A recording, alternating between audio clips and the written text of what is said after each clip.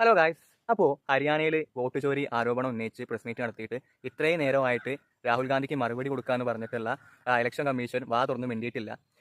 ഇപ്പോൾ പിന്നെ മറ്റേ ബ്രസീലിയൻ മോഡലിൻ്റെ കാര്യം, ബ്രസീൽ മോഡൽ ഒരുപാട് വോട്ട് ചെയ്തു എന്ന് പറഞ്ഞല്ലോ ഇന്ത്യയിൽ.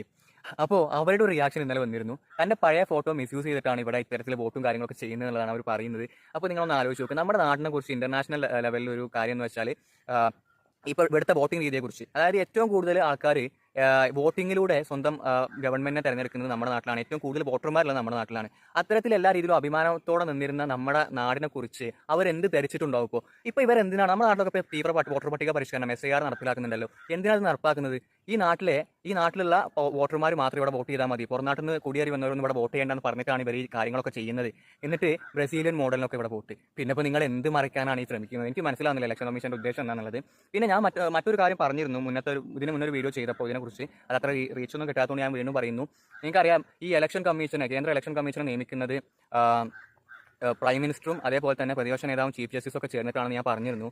അത് രണ്ടാമത് മോദി ഗവൺമെന്റ് അധികാരത്തിൽ കയറിയപ്പോൾ ഭേദഗതിയിലൂടെ ചീഫ് ജസ്റ്റിസിനെ അങ്ങ് എടുത്ത് കളഞ്ഞു.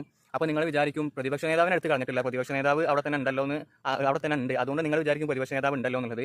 മോദി കഴിഞ്ഞ 10 വർഷം ഭരിച്ച സമയത്ത് ഇന്ത്യക്ക് ഒരു പ്രതിപക്ഷ നേതാവ് ഇല്ലായിരുന്നു. സോ പുതിയ നിയമ ഭേദഗതി അനുസരിച്ച് പ്രധാനമന്ത്രി നിർദ്ദേശിക്കുന്ന ഒരു കേന്ദ്രമന്ത്രിയും പിന്നെ പ്രതിപക്ഷ നേതാവാണുള്ളത്. അന്ന് പ്രതിപക്ഷ നേതാവ് ഇല്ലാത്തതുകൊണ്ട് ഈ ഒരു ഇവർക്ക് തോന്നിയ ഒരു കമ്മീഷൻ അങ്ങ് നിയമിച്ചു വിടാം. അതാണ് ഇവരുടെ പുതിയ ഭേദഗതിയിലൂടെ അവർ ചെയ്യാൻ ആഗ്രഹിച്ചത്. അവർ ചെയ്തതും അത് തന്നെയാണ്. ഈ ഗണേഷ് കുമാറിൻ്റെ എനിക്ക് തോന്നുന്നു കഴിഞ്ഞ വർഷമാണ് തോന്നുന്നു ഇവർ കയറിയത്.